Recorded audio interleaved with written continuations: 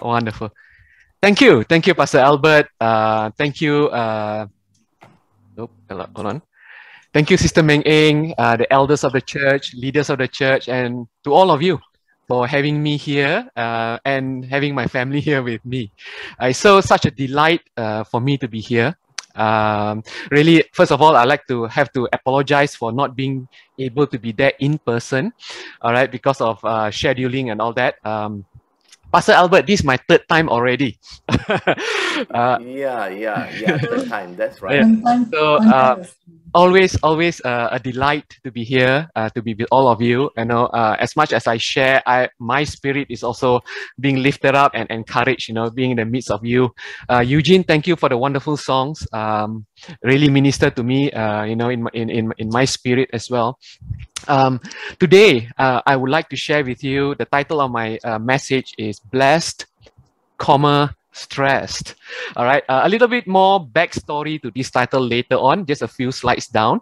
But again, I bring you greetings from the National Association of Christian Counselors, NACC Malaysia, where I also serve over there as one of the board members. Okay, this Happy Chinese New Year to all who celebrate.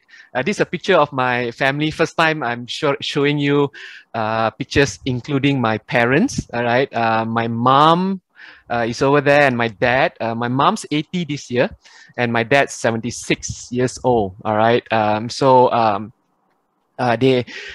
the last time I saw them physically was about 2 years ago because of the pandemic and all that. We weren't able to travel. So, but it was such a nice time we had. You know, my brothers all came back. You know, we had a nice time in Sungai Petani in Kedah. So, Happy Chinese New Year to all of you. Love from us. I'd like to invite now Jenny to say a few words. You know, to greet all of you. Okay. Hello, everyone. It is just so nice to see you. Vincent just throw this curveball to me. So, you know, it brings Vincent a lot of joy each time he shares with all of you. And Pastor Albert, Sister Ming Eng, you know, we were in your G12 a long time ago. So that was what? It must be 1999. Oh, you can guess we are 52 this year. In terms of ministry, I'm involved in Haggai. I'm not sure if you've heard that. So every year I teach a course 3 times a year, and it is about communicating evangelism. So God has blessed Vincent and I exceedingly. The kids are good children, all right? They study hard. At one point, we actually led a church. We led a cell group that started with 4 people. And it grew to about 180 people, and it became a church, okay? And then we started again from 0, from about 10, and again it grew to 100, all right? So God has changed our mindset very, very differently about evangelism. It is about being, I was sharing my daughter just now, why the name of the church is Salt Shakers. Truly, we are asked to be the light and the salt of this earth. Okay, and therefore, where we are, we bloom. Right, where God put us, we become the salt where we are, and then God will cause us to be that light. So, thank you for this time. Hope to see you all someday. God bless you. Back to you, darling. Bye. Thank you. Okay, we are going out lunch. No, just kidding. Okay, all right. So my sharing with all of you today is basically divided into 2 major parts. Right? The first part, I would like to give a little bit more background about stress. Okay, so I titled it "The Stress Matters," and the second part is about self-care, management, and hopefully we are all become more skillful in terms of preventing the negative effects of stress upon our lives, upon us physically. Right? So please bear with me as I begin to share. There are 3 very short videos. One is about 5-6 minutes, and around that time. One is about 2.5 minutes long. There'll be 3 videos that I'll be sharing with all of you today. Okay. All right. Moving on. Just an interruption. Yes, remember Pastor. to share sound from your computer if you're sharing video. Oh, okay. All right. Let's try. Okay. All right. Sure. If you can't hear, Pastor, can you please highlight for me? Thank you. Okay. Okay, first of all, I'd like to start with a short stress story. I believe, none of us is exempted from stress in this life. All right. If any of you don't have stress in your life, can you please just raise your hand or shout out so that I can interview you a little bit? Because your life really is special because you don't have stress. Okay. I'd like to learn from you, right? But I have many stresses in my life, right? From the beginning, when I was young, entering into boarding school, there was the bullying and stuff like that. But this particular stress happened in 2015. And in 2015, I felt God calling upon my life, and that calling was for me to leave my 20-year engineering career to start on something new, something closer to my heart, something that I'm passionate about, and that's in the helping profession. And that came up, I won't go too much in depth. Some of you have heard this story before in my previous 2 sessions, but that calling that came right in 2015 had a few stresses involved. Number one, I had to uproot my family to KL. I come from Penang, FGA, right? I served in FGA for a number of years and etc. And Pastor Albert and Sister Meng, they ministered a lot into our spiritual lives at that time. They loved us. So at that time, so 2015, I had to uproot my family. That was one stressor.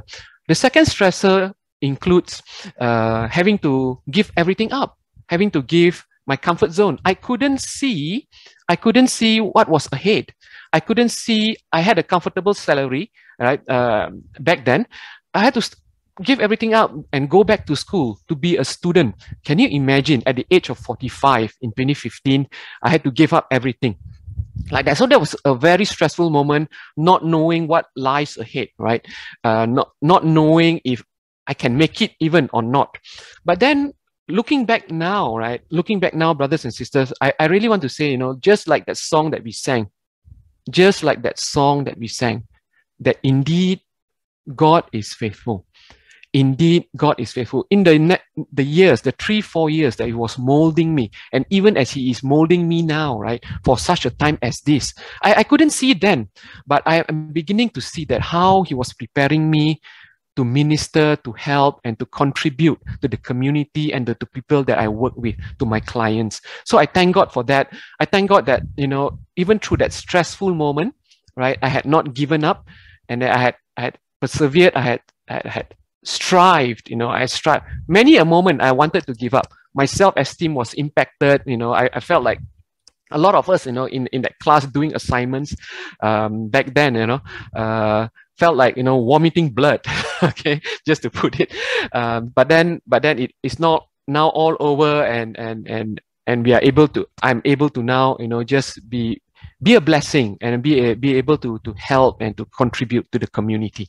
All right. And that's my stress story. And I'm sure for each of you, right? For each of you, you have your own story. Yeah, you have your own story to share, right? If I can open up the time, right? Which I don't have the time to. I'm sure that you have your own stressful moments, whether it's over a period of time, whether it's a one time, but definitely it was stressful, and you had handled it in some way that you could at that time. All right. Now, what does the Bible say about stress? I like to begin with this, right? To set the basis of my sharing today. This is the anchor point from which, imagine that, I'm going to launch off, my sharing today with all of you. All right. So what does the Bible say about stress and crisis in life? I'd like to point you to the book of Romans, chapter 5, right? Especially verses 1 to 5. I don't have the time to go into verses 1 to 11, especially. I would love to, but this is not the purpose that I'm sharing today. In this book, in Romans chapter 5, the Apostle Paul, right? The Apostle Paul is addressing, is putting forth his case in terms of answering this one question. He's putting off his case in answering this one question. What is the benefits, right, of justification in a believer's life? Does it really work?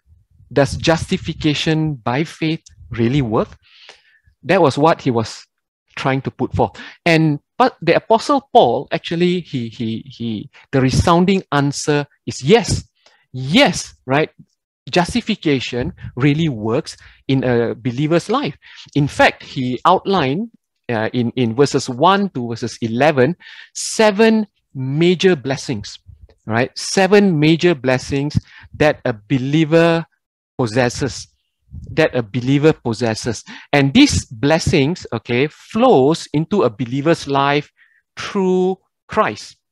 These blessings, these 7 major blessings that's contained in verses 1 to 11. When you have time, I encourage you to delve into it, to dig into it on your own. Right? These 7 major blessings flows through a believer's life, into a believer's life through Christ. Okay, through Christ. So, hence the title of my message today, right? Blessed, stressed. Not blessed stress. We are blessed, and yet we can have stress. As we read later. Okay, I'm about to share with you a little bit more from verses 1 to 5. Okay, it's about how faith triumphs in trouble. Right. Therefore, in verse 1, therefore, having been justified by faith, the first blessing, the first major blessing is we have peace with God through our Lord Jesus Christ, and through whom also we have access. The second major blessing, right? We have faith, we have access by faith into His grace, this special position that we now have, right? In which we stand and we rejoice in the hope of glory, of God. Sorry, it's blocking me, of God. And now, this is an important point number 4, right? And not only that, the Apostle Paul writes, right? But we also glory in tribulations. We also glory in tribulations, knowing that tribulation produces perseverance, and perseverance, character, and character, hope. Now, hope does not disappoint, because the love of God has been poured out in our hearts by the Holy Spirit who was given to us. And here is, the fourth major blessing here, right? The fourth benefits, the fourth benefit of being a believer in Christ is this, right?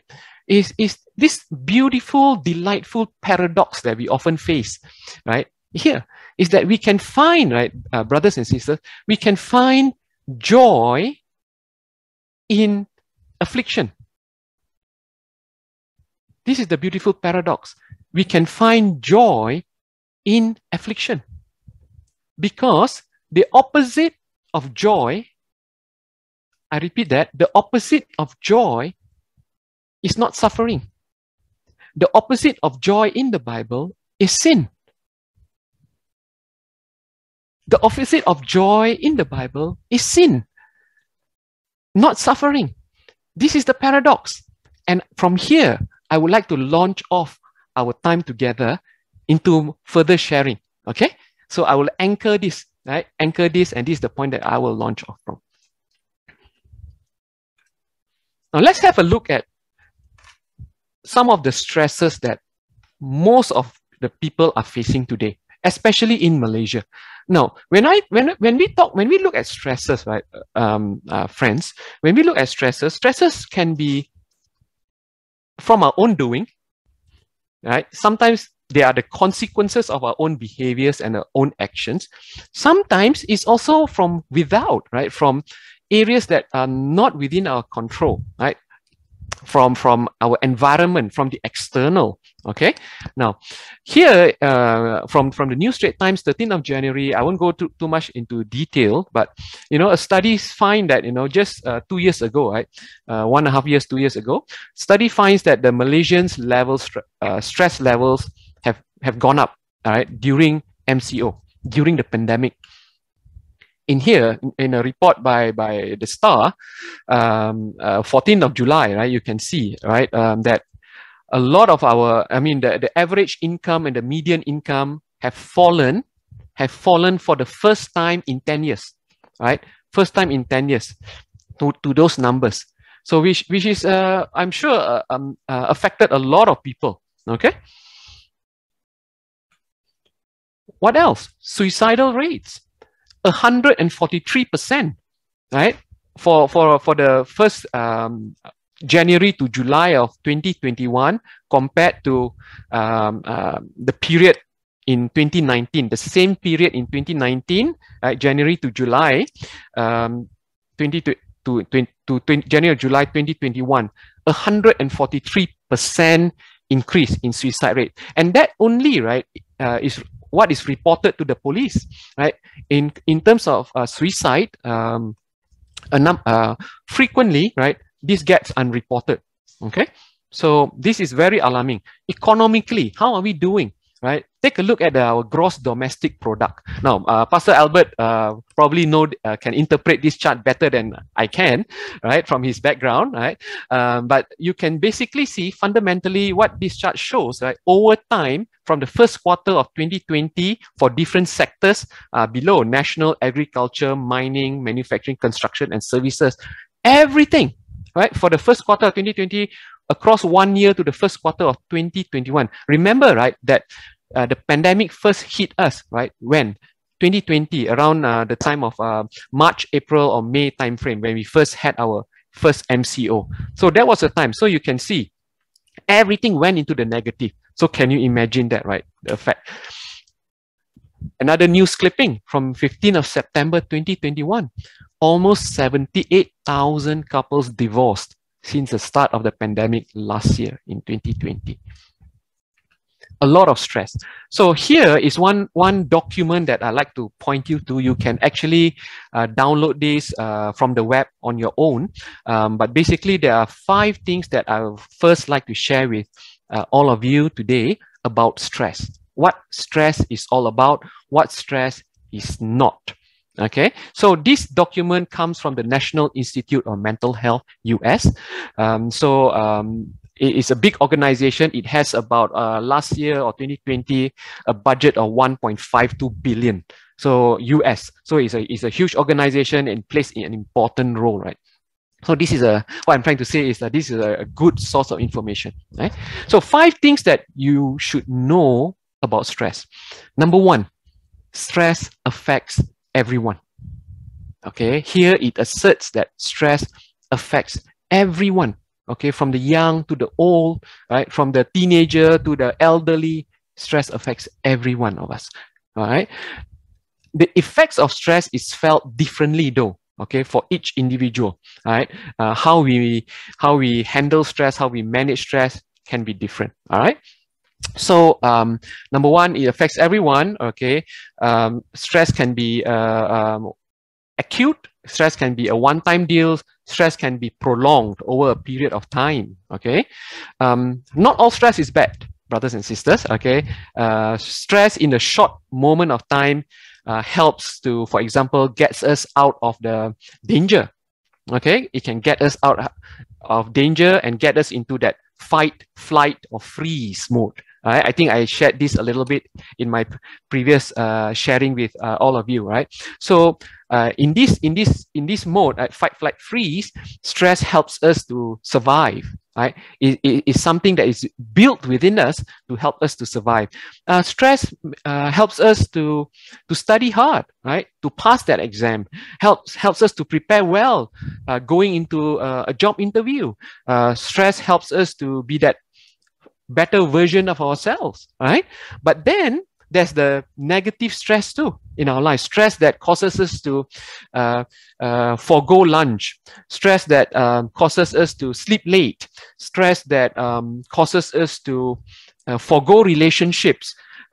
Stress that causes us to work overtime, for example, all right, and forgo family, forgo time with friends and stuff like that. Okay, long-term stress can harm your health. Okay, long-term stress can harm your health, whether it's physically, whether it's mentally. All of us, we have heard this, right? Stress is the silent killer. Okay, stress is the silent killer. I have a recent encounter, right? When I went back to visit my family member, I won't name names, all right, to protect his identity.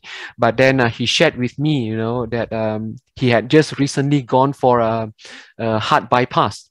He's young. He's 46, right? And immediately after that, right, he gave up his job at Dell. He gave up his job at Dell, and now he's a consultant, and now he's watching over his health, and he's learning to manage his stress better, right? Because he knew that was like a wake-up call for him, right? That stress can be damaging if you are not mindful about it, if you are not managing it properly or intentionally. Okay. Good news is, you know, folks, brothers and sisters, there are ways that we can manage stress. There are many ways, right? First of all, it all starts with being observant. We first have to be aware. I'll be sharing with you shortly some of the symptoms, right?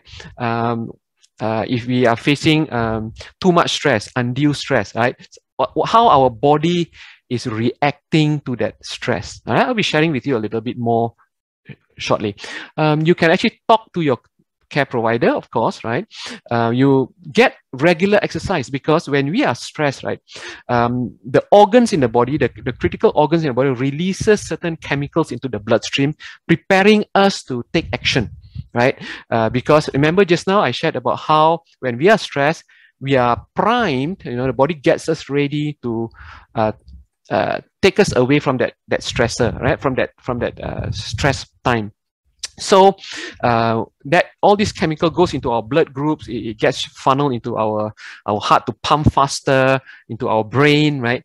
So all these things, if we keep it, if it's prolonged especially, right, and our body is constantly tensed, is constantly vigilant, right, upon threat. And for some people, you know, some of my clients that I worked with, they literally get locked in this position because of after a certain time being locked in a stressful event, that body is unable to relax anymore. It gets locked into it. So they need to learn to unlock that again, you know, especially from trauma, right? So getting regular exercise helps the body, right? Helps the body to release all these chemicals, right?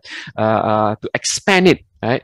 For example, you know, if one gets angry, right, and that anger evolve into rage, for example, you know, that person should not remain inside. That person should go and release that energy, right? Otherwise, it is going to pent up in him. So you can set goals and priorities, you know, stay connected, right? Stay connected is so important, right? I'll talk more about this later. Being connected with people, you know, being able to share, you know, be someone, a confidant that you can actually take it out from inside and let it out. You know, whatever that we keep inside will have a grip upon us, but whatever we can let out loosen its grip upon ourselves, right? And then we are able to relax better. And also knowing that, hey, we have a brother and sister that is actually carrying the burden with us, a brother and sister that is praying with us, right, as we go through. You know what they say, right? When we share a trouble with someone, when we share a burden with someone, that burden is halved. But when we share a joy with someone, that joy, right, that happiness is doubled. Okay. So, or we can consider a clinical trial. Now, this is not so much here locally, but more in the United States. And of course, last but not least, if you feel really overwhelmed, please seek professional help. Okay. Now, like I shared earlier, right? Stress comes in all forms, right? Some is from our own doing, some is from our own behavior, our own decision making, the consequences of it, and some is external and is placed upon us when we are younger. It can be that, you know, it's the social system, it's the education, it could be the family of origin itself, right? So one person that I like to point you to, that I don't have time to go into details about his theory. His name is Erickson. Now he's a very smart person, right? We actually studied about lifespan development, and he's one of the major contributors. When I was doing my master's in counseling, we studied about this lifespan development for one whole semester, right? So Erickson, he was a professor at Harvard and Yale. Can you imagine that? So he postulated, he came up with the 8 stages of development that each of us go through from infancy to death, through to death. There are 8 stages, right? Beginning from infancy, the first year, and then he names those stages. I won't go through it into detail because it's going to just confuse things. But suffice for you to know for now, right? There are 8 stages from infancy to death that he outlines. Right? From infancy to early infancy to late infancy, early childhood, middle childhood, adolescence, early adulthood, right? The young adults, middle adulthood, and late adulthood. Now, the key point is here that I like to highlight here is that he says, right, at each of these stage, at each of these lifespan stage, life presents us with certain crises. And in psychology, brothers and sisters, crisis in psychology is good. It's not like, it's something bad, okay? Crisis in psychology is good because if we are able to fully embrace the crisis, if we are able to work through the crisis and somehow, overcome the crisis, if possible, it leads us to be healthier and it leads to growth and better prepare us when we move on to the next stage of life. Okay, are you following me? Right. So this is another form of stress, right? Crisis is also stress, right? So when we are faced with whatever stage that we are in, right?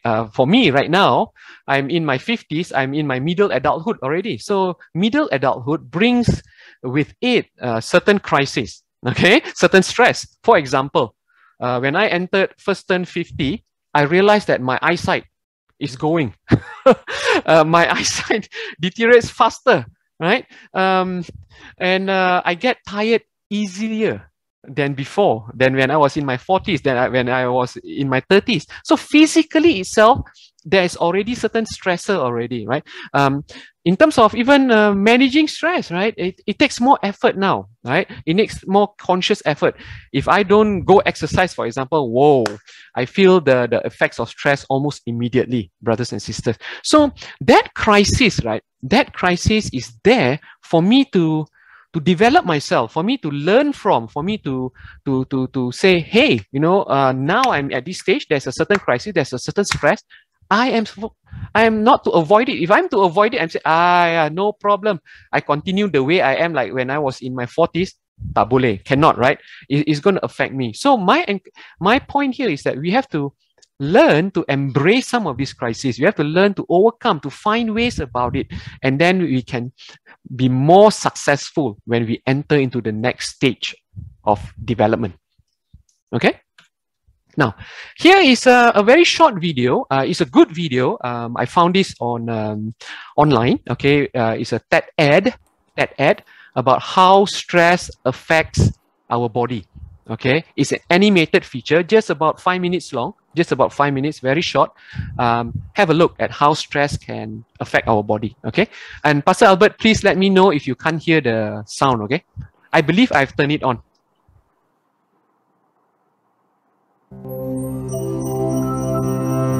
Yeah, I can hear. Okay.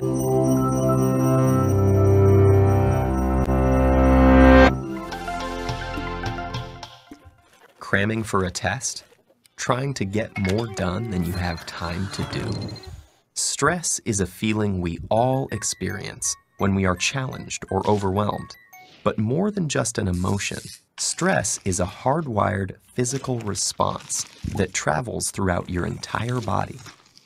In the short term, stress can be advantageous, but when activated too often or too long, your primitive fight or flight stress response not only changes your brain, but also damages many of the other organs and cells throughout your body.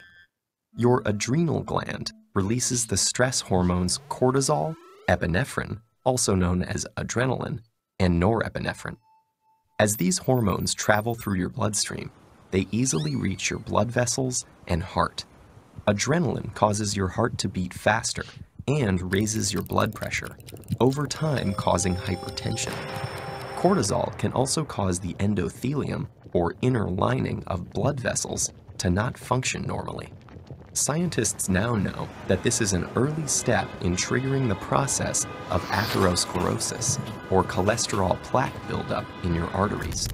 Together, these changes increase your chances of a heart attack or stroke. When your brain senses stress, it activates your autonomic nervous system. Through this network of nerve connections, your big brain communicates stress to your enteric or intestinal nervous system. Besides causing butterflies in your stomach, this brain-gut connection can disturb the natural rhythmic contractions that move food through your gut, leading to irritable bowel syndrome, and can increase your gut's sensitivity to acid, making you more likely to feel heartburn. Via the gut's nervous system, stress can also change the composition and function of your gut bacteria, which may affect your digestive and overall health. Speaking of digestion, does chronic stress affect your waistline? Well, yes. Cortisol can increase your appetite. It tells your body to replenish your energy stores with energy-dense foods and carbs, causing you to crave comfort foods. High levels of cortisol can also cause you to put on those extra calories as visceral or deep belly fat. This type of fat doesn't just make it harder to button your pants. It is an organ that actively releases hormones and immune system chemicals called cytokines that can increase your risk of developing chronic diseases such as heart disease and insulin resistance. Meanwhile, stress hormones affect immune cells in a variety of ways. Initially, they help prepare to fight invaders and heal after injury, but chronic stress can dampen the function of some immune cells, make you more susceptible to infections, and slow the rate you heal. Want to live a long life? You may have to curb your chronic stress. That's because it has even been associated with shortened telomeres, the shoelace tip ends of chromosomes that measure a cell's age. Telomeres cap chromosomes to allow DNA to get copied every time a cell divides without damaging the cell's genetic code. And they shorten with each cell division. When telomeres become too short, a cell can no longer divide, and it dies. As if all that weren't enough, chronic stress has even more ways it can sabotage your health, including acne, hair loss, sexual dysfunction, headaches, muscle tension, difficulty concentrating, fatigue, and irritability. So, what does all this mean for you? Your life will always be filled with stressful situations, but what matters to your brain and entire body is how you respond to that stress. If you can view those situations as challenges you can control and master, rather than as threats that are insurmountable, you will perform better in the short run and stay healthy in the long run.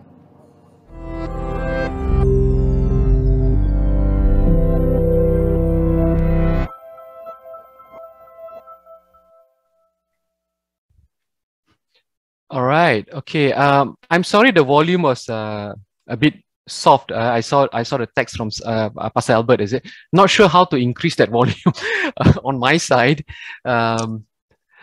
But if you want to watch this video again, it's also available on YouTube. Okay. Any of you would like to watch it? It's also available on YouTube. Sorry for the low volume. Okay. So moving on, right? So what are some of the common signs and symptoms of stress, right? Here are some, okay, not inclusive, all right? It's not total, but just some of them. For example, these feelings of constant worry, anxiety, feelings of being overwhelmed. You find yourself having mood swings, difficulty concentrating, you being depressed, low self-esteem, changes, eating more, or less. You saw in the video just now, changes in sleeping habits. I'll talk more about sleeping habits. I will talk more about sleep hygiene, right? Using alcohol, tobacco, drugs to learn to just help you relax. You know, I work with clients like this all the time. I have even currently now with me working through, there's diarrhea and constipation, feelings of nausea, dizziness, like the video said, also the loss of sex drive. Okay, now, okay, going into the part 2 of my sharing today with you is on the self-care, management, and prevention.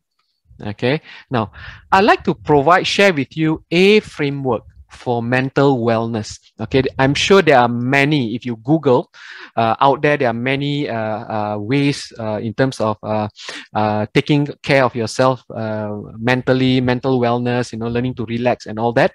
But here is one model that I always come back to, that I would like to underscore, and I like very much. You know, I love it. And this is called basically the biopsychosocial model. Actually, we learned this in school.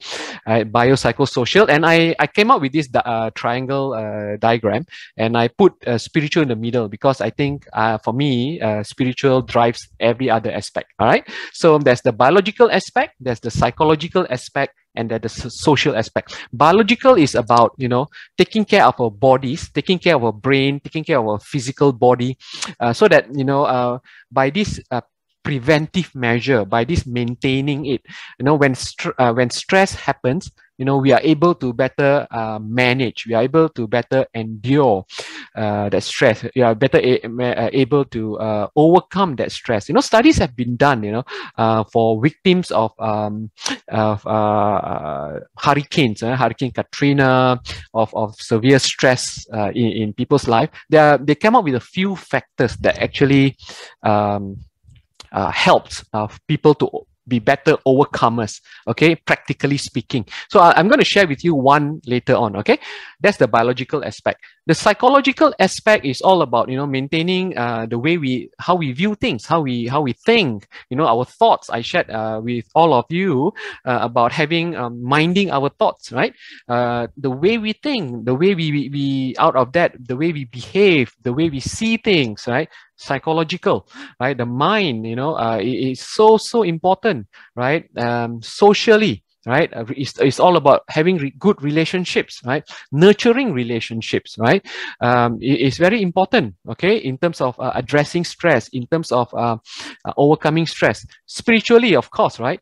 Knowing that, you know, we have, you know, our Lord God, you know, Almighty, who longs to just be with us, you know, and the Bible talks about how we can come under the covering of his wings, how we can sit there, you know, the story of Mary and Martha, how we can actually just be able to sit and draw from him, right? How we can lay down our burdens at his feet. How beautiful is that spiritually? You know, brothers and sisters, there are times, right, that when I work with clients, out there, when they come and see me, how I long, how I wish in my spirit, like that, hey, you know, where is God in your life? You know, I wanted to ask them, but I cannot, right? Because I'm a licensed professional, I cannot do that. But, you know, I try to lead them in a way, you know, by asking them existential questions instead, right? But anyway, this is the mental wellness framework. So if you can have this in your mind, right, and constantly, you know, from time to time, focus in one or two of these areas as you go through life, right? I believe that you will do well in terms of preventing. And in terms of not just preventing, in terms of, you know, when stress really happen, you'll be better able to overcome stress. Okay, you better overcome that. Bio, psycho, social, spiritual model. All right. So here is another short video, very short video, 2.5 minutes long only. This is by Professor Dr. Daniel Siegel, someone that I respect, something that I learned a lot from. Okay, he didn't teach me, but then you know, through my own research and all that, he uses the hand model of the brain to explain how the brain reacts to stress. Okay, so I'm sharing this video with all of us here today, with all of you, so that you can imagine, right, what happens inside of you when you encounter a stressful moment, when you encounter a crisis in your life, you can imagine what happens. All right. And in that imagining, once you have this knowledge, right, you then know that, okay, in this fight, flight, flee mode, right? Fight, flight, freeze mode, right? There are times that you do not want to react. It is better to allow that moment to pass, right? Or take a step back. And then once your brain engages back into that rational thinking mode, then only you respond, okay? Once you have your rational faculty, your logical faculty engaging back, then only you respond, okay? Of course, there are times when you just have to react, you know, especially in a real life-threatening way. But nowadays, in this modern day, while our brain is still wired that way, but the situation is not really life-threatening anymore. So that is why sometimes relationships get damaged. Relationships get torn apart. Divorce happen. Why? Because we react out of this place of survival, out of this place of being, you know. Okay, have a look at this video. I'm going to have to open up another video and share another screen, okay? All right. Pastor, can you see my screen, everyone? Yes? Yes. Yeah. All right. Thank you. So this is Professor Daniel Siegel talking about his hand model of the brain and how our brain basically, I mean, the brain doesn't change like that, but just imagine with him, right? And walk through with him, go alongside him and try to understand what happens inside the brain when we face stress. Rewarding experiences for me has been to study brain science and apply it to the experience of parenting. And the hand model of the brain that I use to teach parents is very useful to understand that. So if you take your thumb and put it in the middle of your palm, put your fingers over the top, this is a very useful model of the brain. And when we can actually see in front of us what's going on in the brain, then we can change what the brain does. So let me walk you through very basically what happens in this brain and the structures in it. And it goes like this. The spinal cord comes up representing the wrist, and then you have coming up into the skull the brain stem and the limbic area, which work together to help regulate arousal and your emotions and the way you have a fight, flight, freeze response. These are below the cortex, the limbic and brainstem areas, and the cortex is this higher part of the brain that allows us to perceive the outside world, to think and reason. And this frontmost part of the brain, right behind your forehead, so the person's oriented like this, is actually the part that regulates the subcortical, limbic, and brainstem areas. This regulation is very important because sometimes we can have all sorts of things happen in our life. We're tired, we're exhausted, someone pushes a particular emotional button, and we can flip our lids. So rather than being tuned in and connected and balanced and flexible, we can lose all of that flexibility, even lose moral reasoning, and act in ways that are terrifying to others, including our children. Now, you can actually bring yourself back online and come back to the high road and make a repair with your child, and that's important to explain it to them. And you can also use this hand model of the brain to explain to children, even as young as 5 and 6, how to understand when their emotions are rising up from the brainstem and limbic areas here, and how it's overriding the prefrontal area and making it so they may be about to flip their lids. So I've had kids come tell me that they're about to go flip their lids and they need a break. They need a timeout. And by even just naming that, they can tame it.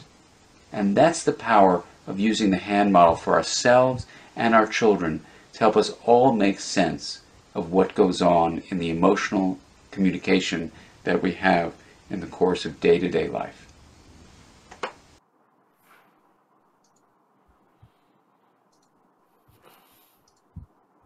Okay, right. That was hopefully informative for you. All right, in terms of understanding what happens in the brain. Okay, all right. Moving on. Okay. So what are the pillars of brain fitness? All right. When our brain is fit, we take care of our brain really well, right? The brain is able to think better. The brain is able to think with clarity. The brain is able to withstand stressful crisis in our lives, right? And this is true. This is real, brothers and sisters. I have clients that come in and constantly say that, their brain is clouded. The brain is clouded. The brain is foggy. They use words like this with me, right? When they open up and share with me. Foggy constantly, cloudy, they can't see correctly, they can't think properly. All right. If you look at this on the right hand side, upper right, there's a box, right? Based on an April 24th, 2015 study by the University of Rochester Medical Center, in New York.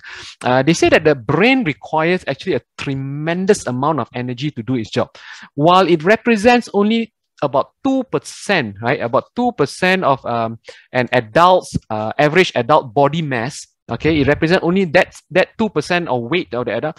The brain consumes 20% of the body's energy supply. Can you imagine that? So what this is trying to say is that two things. One, it consumes a lot of energy. Number two is that we have to actually, because of this brain-body connection, we have to really take care of our body as well. Because if our body is not fit, hey, where is the brain? Where is our brain going to draw its energy from? Because it uses 20% of the body's energy supply, right? So let's take a look at the brain first of all. Okay, and put aside the body. Okay, now, all right. So okay, but here I already covered, right? It's important that we exercise our body, because that is where the brain draws its 20% of draws its energy from, right?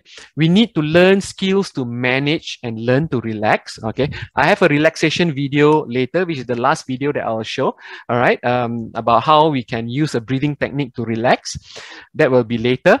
Now, getting enough sleep is so important. Getting enough sleep. It is so not, I mean, it is, I have to keep on reminding also my clients, have a look at this chart, right? Just out of interest to share. I know time is catching up. I'm going to speed up a little bit. Have a look at python. Python sleeps most of the time, right? Whenever you go to the zoo or whenever you encounter a python, you look at them, it's like they are very in a drowsy, sleepy state, right? So their average total sleep time, if you look, is 75% out of 24 hours. That equals to about 18 hours of sleep on a daily basis, right? Have a look at the giraffe. Giraffe needs only about 8%, about 2 hours of sleep per day. What about human being? A human being requires 8 hours. A human adult requires 8 hours of sleep. Okay, that's about 33% of the day. All right. Now have a look at this data. This is a local Malaysian data. I took it off from one of the local dailies. I don't know what year was this. I think it was maybe 3-4 years ago. The percentage of employees in Malaysia with moderate symptoms of depression is broken down by age on the y-axis, right? From 18 to 20, 21 to 25. Okay, the percentage, and you can see even as young as 18 to 20. Late adolescence, you already have about high percentage of people with severe symptoms of depression. And then on the right hand side, have a look, the number of employees in Malaysia reporting very poor quality of sleep, and you definitely can see that correlation, right? See, people who have actually have poor quality of sleep in the age range 18 to 20 also potentially is leading to severe depression. Or maybe we can safely say that, because of the lack of sleep, they can't manage that stress, right, or the crisis. It's not a 100% correlation, of course, but it's indicative, right? It's indicative that sleep is important. Okay, here is a HEAL, right? HEAL is stands for health, environment, attitude, and lifestyle. These are the 4 pillars from one website that is called the Mental Health Foundation UK, right? They propose the health, looking at our health, looking at the environment, the attitude, and lifestyle. I won't go through in detail because I don't have much time. But it's about, right, getting into, looking into the HEAL pillars, right, to ensure that we have a good sleep. You can actually look up the foundation, Mental Health Foundation UK, and then they have a lot of resources there talking about handling depression, anxiety, and getting better sleep is one of them. This is where I got this from. If you are interested, brothers and sisters, Google these two words: sleep hygiene. Sleep hygiene. Okay, look for these two words, and you can find a lot of resources out there that can point you to how to get better sleep at night. All right. Oops, sorry. Now I'm going to go back here. All right. So yeah, of course, creating a healthy social life, right? I can't say enough about this. Connections with people, connecting with people that you trust, connecting with people that you can be vulnerable with. In fact, later on, I will share with you, there are 4 categories of people that we should have in our lives, okay? That are able to help us weather the storm, let's say, okay? So connection is important. Some of us may say that, oh, now we are in this pandemic, it's very hard to connect, it's very risky, dangerous. Hey, all of us, we can learn to use technology to connect. Even a simple thing, right, brothers and sisters, like, connecting with someone, saying, hey, good day, how are you? I'm feeling rather low today. How about you? Ask about that person, okay? And then see where that goes, okay? Just be able to share. Just be able to share. Okay? Exercising your mind. I can't say enough of this, right? Also, brain teasers, do great, buy books, online. There are even some apps that's available on the phone. You can actually do brain puzzles, just get that brain engaged, right? Some people is reading, right? Some people is writing poetry, whatever that works for you, but just don't let the mind idle, right? Engage the mind, get it working. All right. Exercise your mind. Eat healthy food. Right. Eat healthy food. Get brain. There are many resources out there. Right. You can look up. What are some of the brain foods I have bought for myself? This is your brain on food. Okay. I like physical food. Physical food. I like physical books. All right. So I have a physical book here.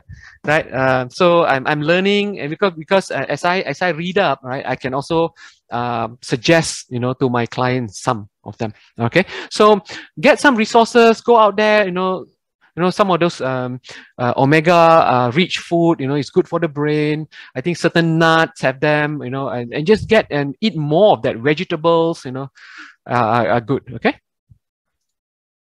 All right, so eating healthy food is one. Okay, now moving on. Okay, this is something from the 7 Habits of Highly Effective People. This book is really a classic, and this is one of the books that have truly defined my life. Okay, the 7 Habits of Highly Effective People by Stephen Covey. Now, habit number 7 states that we need to sharpen the saw.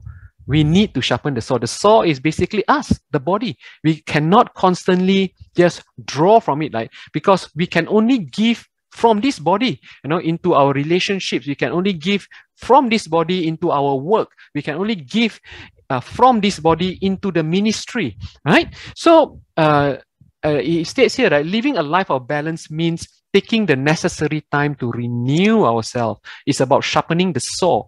It's all up to us. Nobody else can do it. You can renew yourself through relaxation, or you can totally burn yourself out by trying to do everything, right? And here it suggests 4 areas that we need to look after: the body through exercise, through proper nutrition; the heart, right? Stephen Covey talks about inputting or making sure that our emotional bank account is always filled up, and filling the other person's emotional bank account as well. Because just like our bank account, right? We cannot just constantly draw from it. We also have to put in, because one day that bank account, if we don't save money, is just going to go into empty, right? And then we cannot draw anything from it anymore. The spirit part, right? The spirit, we have to input into the spirit. We have to, for the believer, we have to constantly chew, you constantly have to meditate on the word, right? So the spirit is important, and also, doing community work, reaching out to others, actually it uplifts the spirit, right? Mind, taking care of the mind. I shared this a little bit just now already. Yeah. Okay. Now, this self-care wheel is from the Canadian Mental Health Association. I don't think I have the time to go through it right now. I think 11:30 is coming Vincent, up. Yes, don't rush. We'll give you more time, okay? Okay. Thank you, Pastor. Thank you. So, all right. So, I'm going to go into this self-care wheel then. I'm going to open this self-care wheel and share with you a little bit. Okay, let me just do that.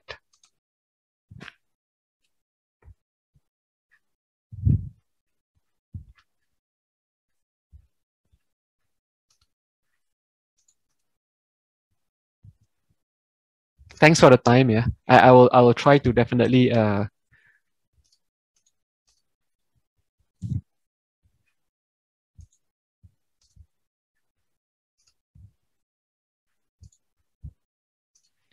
okay.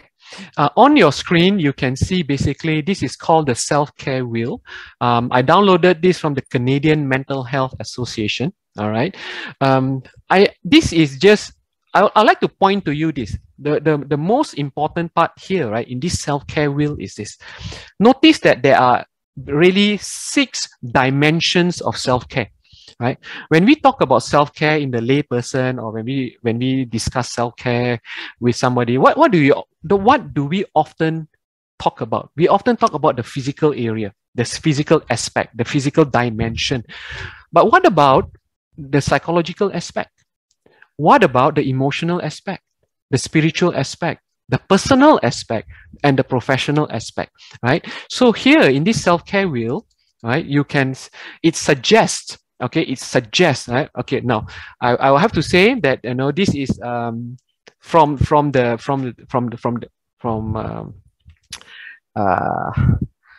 out there. Okay, to put it simply, and these are just suggestions, right? Some of it may not be applicable, all right, to a believer's life, but the point here is that we all need, right, to take care of all these 6 dimensions in our lives from time to time. For example, even in the psychological aspect, people actually come to therapy not because they have an issue. I have clients that I'm seeing for 53 sessions now. Okay, 53 brothers and sisters, all right? Because they just enjoy the sessions, because every time they come in, they learn a little bit about themselves. That time that they learn a facet about themselves, they learn about, hey, why have they been viewing this from this point of view? They learn. So this growth, this journey of growth is very important. The ability to seek out therapy for yourself, and if not, be able to reflect, to ask God to reveal, areas of our life, and just to go do certain things, read a self-help book, relax in the sun does wonders to our body, be able to paint emotionally, what have we been doing, some people find themselves cannot cry. They cannot cry. They come into session, Vincent, I need to understand why I cannot cry, but I feel so much distress inside of me.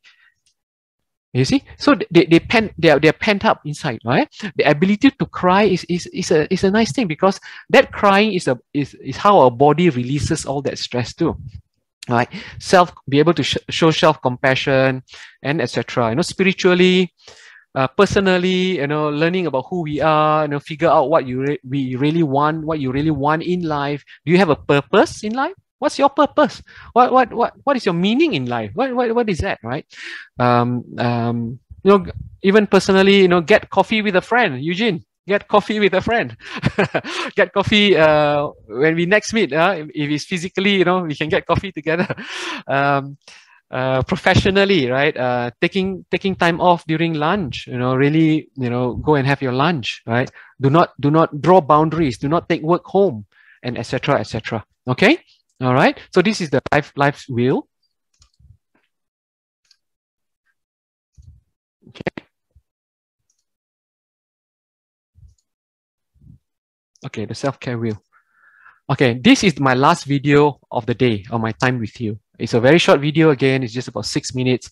I invite all of you, okay? I invite all of you to follow through with the video's instruction. Experience it for yourself.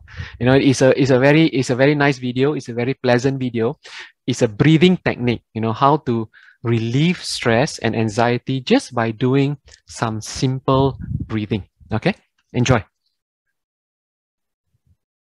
Hey everybody, it's Dr. Joe and Mr. Bear, and today I'm going to show you 2 simple breathing techniques to relieve stress. So let's get started. Disclaimer alert, disclaimer alert. Before we get started, if you haven't already, make sure and click the subscribe button and make your subscription either public or let me know that you subscribe, because I always try and respond to my subscribers. So for the first breathing exercise or technique, this one is really great. It's nice because it helps relieve stress, it helps relieve anxiety. They actually use it in the military for special ops missions to help relax the military folks before they go into battle or things that will get them really stressed out and anxious. So this is just either called box breathing or square breathing. And it's kind of like it sounds. You have to use a little bit of imagery with this. So even if you have to look at something that's a box, sometimes that helps with your breathing technique. But it's really simple. And so all you're going to do is you're breathing in for 4 seconds. Imagine you're going up the square.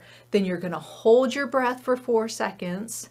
Then you're going to breathe out for 4 seconds. And then you're going to hold your breath again for 4 seconds. So you're really just making that square with that 4 seconds, breathing in, holding it, breathing out, and then holding it again.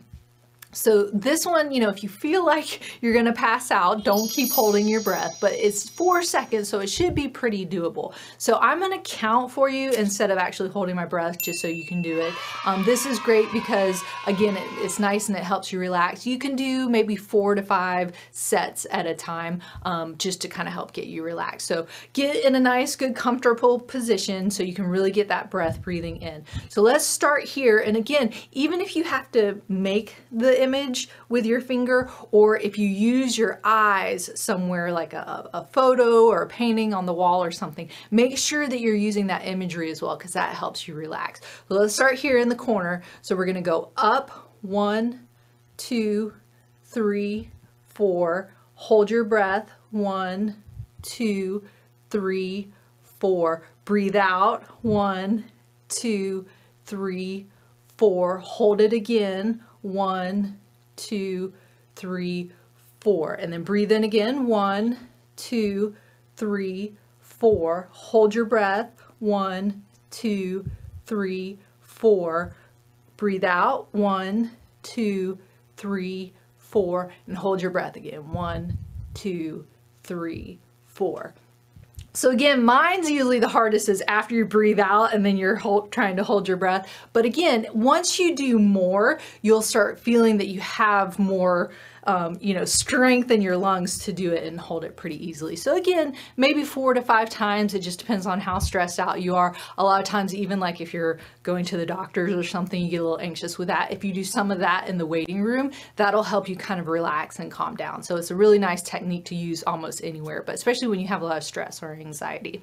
So the next breathing technique is going to be when you're breathing out with pursed lips. And what pursed lips do is it makes your lungs work harder because the opening is smaller. So again, don't keep going if you're feeling like you're passing out. You know, maybe do less seconds for it, but really try and build up to it. It's going to help your lungs get stronger. It's going to help relieve your stress and your anxiety and just kind of help relax you in general. So for this one, what you're going to do is you're going to do some belly breathing, or the diaphragmatic breathing. And that's really just breathing in through your belly instead of through your chest. And sometimes it's hard to get that down, but if you put your hand on your belly, you can feel it go in and out, and that's a good way to get that belly breathing. So you're going to breathe in through your belly for 4 seconds, and then you're going to purse your lips and breathe out for 8 seconds. So again, I'm going to count for you so you can do it along with me if you want to, instead of actually doing the technique itself. But I'll kind of start with my pursed lips for you just so you can kind of remember to do that. So let's start again. And again with this, you can do it anywhere from, 3 to 5 reps just to kind of get you nice and relaxed. So if you want to put your hand on your belly, you can. And so you're going to breathe in for 4 seconds. So 1, 2, 3, 4. Purse your lips and breathe out. 1, 2, 3, 4, 5, 6, 7, 8. So you can see that's a little bit longer than you would think. So I will do it once just so you can see. If you can't get it all the way to that 8 seconds, that's okay. But the more you do, I think the easier it'll be. So breathe in.